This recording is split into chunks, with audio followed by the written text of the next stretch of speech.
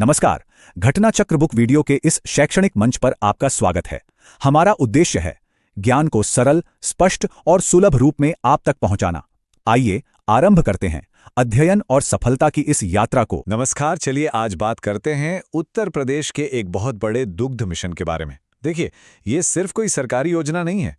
इसे एक ऐसा आंदोलन समझिए जो राज्य के पूरे डेयरी सेक्टर का चेहरा बदलने और हाँ, किसानों को मजबूत बनाने का दम रखता है।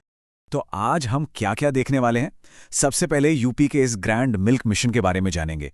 फिर नंदिनी किसान योजना की तह तक जाएंगे, सब्सिडी का पूरा हिसाब किताब समझेंगे और हाँ, इसका एक नया मिनी वर्जन भी आया है, उस पर भी बात करेंगे।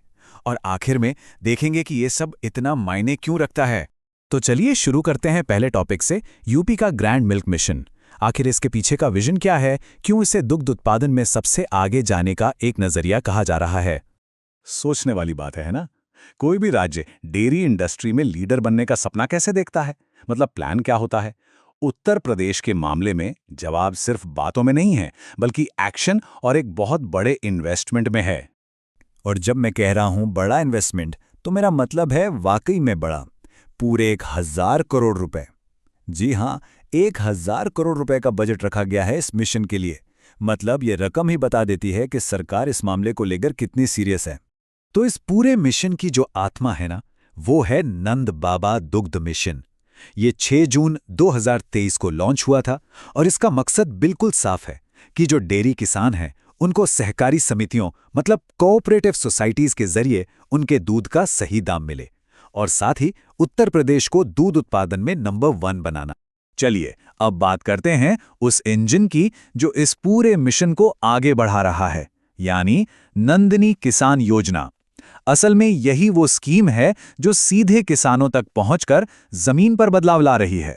तो ये है नंदिनी कृषक समृद्धि योजना। सितंबर 2023 में इसकी शुरुआत हुई और इसका फोकस 2 मेन चीजों पर है। पहला, मवेशियों की नस्ल सुधारना और दूसरा, दूध का आउटपुट बढ़ाना। कह सकते हैं कि ये वो प्रैक्टिकल स्टेप है जो मिशन के बड़े-बड़े गोल्स को असलियत में बदलता है। अच्छा, तो सवाल ये है कि कौन इसके लिए एलिजिबल है? देखिए, सरकार ये पक्का कर रही है कि फायदा सिर्फ सीरियस और अनुभवी किसानों को ही मिले। तो शर्तें क्या हैं? कम से कम 3 साल का एक्सपीरियंस होना चाहिए पशुपालन में, और हाँ, डेयरी यूनिट के लिए आधा एकड़ और चारा उगाने के लिए 1.5 एकड़ जमीन भी जरूरी है। और एक बात, इस स्कीम में ना क्वांटिटी से ज्यादा क्वालिटी पर जोर है। मतलब फोकस है हाई यील्ड वाली देसी नस्लों पर, जैसे साहिवाल, गिर और थार पारकर। और हाँ, गंगातीरी भी है, लेकिन 25 गायों की यूनिट में ज्यादा से ज्यादा 5 ही रख सकते हैं। अब ऐसा क्यों? क्योंकि ये नस्लें सिर्फ दूध ही ज्यादा नहीं देती, बल्कि यहाँ के माहौल में अच्छी तरह ढल भी जाती हैं। अब आते हैं सबसे जरूरी सवाल पर, पैसा। जाहिर है किसी भी किसान के लिए सबसे बड़ी बात यही होती है। तो चलिए अब जरा सब्सिडी का गणित समझते हैं कि ये फाइनेंशियल सपोर्ट आखिर काम कैसे करता है। तो मॉडल काफी सीधा और असरदार है। सीधा सीधा 50-50 का हिसाब है। मतलब जो भी टोटल खर्चा आएगा उसका 50% सरकार सब्सिडी के तौर पर देगी और बाकी का 50% किसान को खुद लगाना होगा। तो ये एक तरह से सरकार और किसान के बीच की पक्की पार्टनरशिप हो गई, जहां रिस्क भी साझा है और फायदा भी। हाँ, लेकिन एक बात ध्यान देने वाली है, ये सब्सिडी का पैसा एक साथ नहीं मिलता और ये बहुत स्मार्ट तरीका है। इसे 3 फेज में दिया जाता है। पहला फेज, जब यूनिट का कंस्ट्रक्शन हो रहा हो तब 25% सब्सिडी मिलती है। दूसरा, जब गाय, उनका बीमा और ट्रांसपोर्ट का इंतजाम हो रहा हो तब 12.5%। और आखिरी 12.5% तब मिलता है जब कम से कम 10 बछड़ों का जन्म हो जाए। इससे यह पक्का हो जाता है कि पैसा सही जगह लग रहा है और यूनिट लंबे समय तक चलेगी। लेकिन सोचिए, 25 गायों की यूनिट, ये तो काफी बड़ी बात हो गई। हर कोई इतना बड़ा सेटअप नहीं लगा सकता है ना।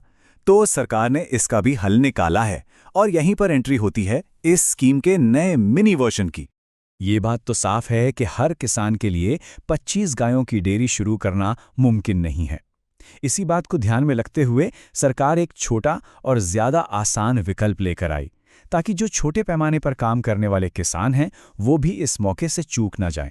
तो यहाँ एक सीधी तुलना है, नंदिनी योजना और मिनी नंदिनी योजना में फर्क क्या है। जैसा कि साफ दिख रहा है, मिनी स्कीम हर तरह से ज्यादा आसान है।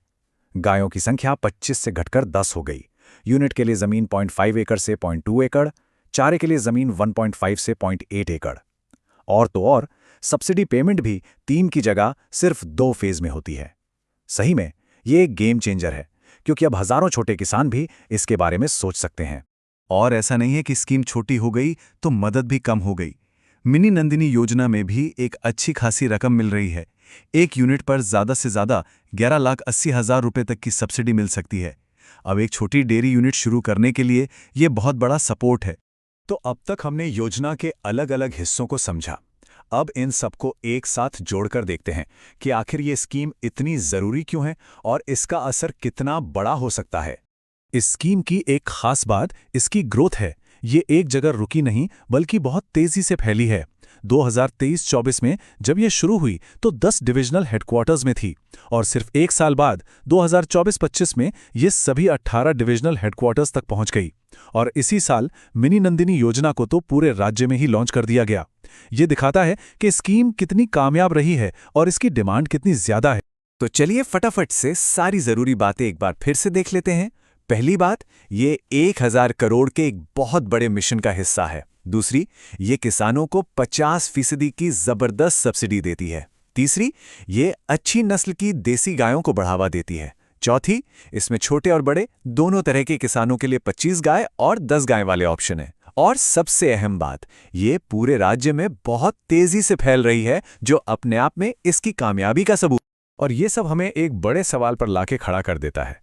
क्या उत्तर प्रदेश का ये जो मॉडल है, जिसमें बड़ा इन्वेस्टमेंट है, किसानों के साथ पार्टनरशिप है और अलग अलग ज़रूरतों के हिसाब से ऑप्शन भी हैं, क्या ये सिर्फ डेयरी सेक्टर तक ही सीमित रहेगा या फिर ये पूरे देश में ग्रामीण विकास यानी रूरल डेवलपमेंट के लिए एक ब्लूप्रिंट बन सकता है? ये एक ऐसा सवाल है जिस पे सोचना बनता है।